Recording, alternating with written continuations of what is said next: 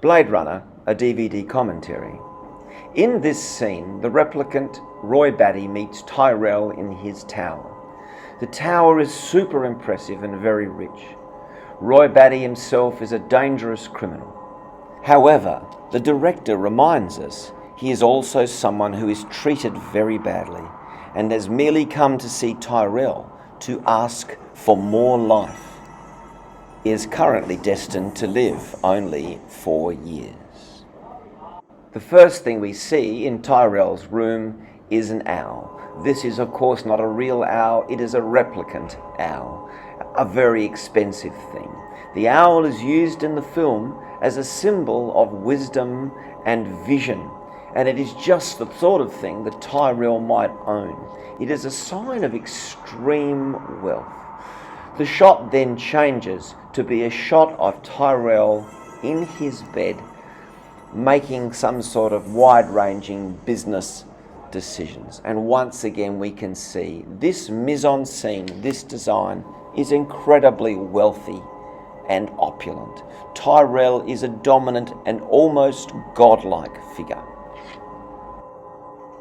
The director uses a high, wide-angle tracking shot of Tyrell's palace or temple to emphasize the power that Tyrell has over the world as it stands. We are then shown the only way that Batty can get to that tower is by climbing up the side of the building.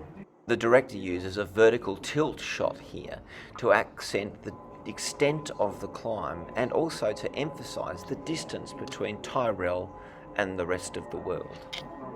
In the lift, we see a focused and composed Batty who clearly is not intimidated by the experience he's about to undergo.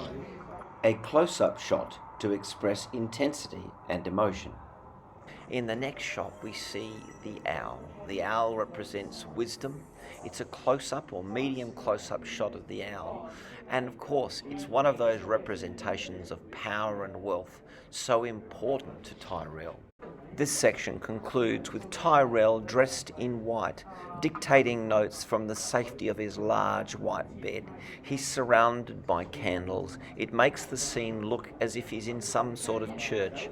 And of course, this strengthens the connection between the idea of Tyrell and the idea of God. This scene reminds us of Tyrell's power. It emphasizes the difference between humans and replicants. It asks us to question Roy Batty and his purpose, as well as his humanity.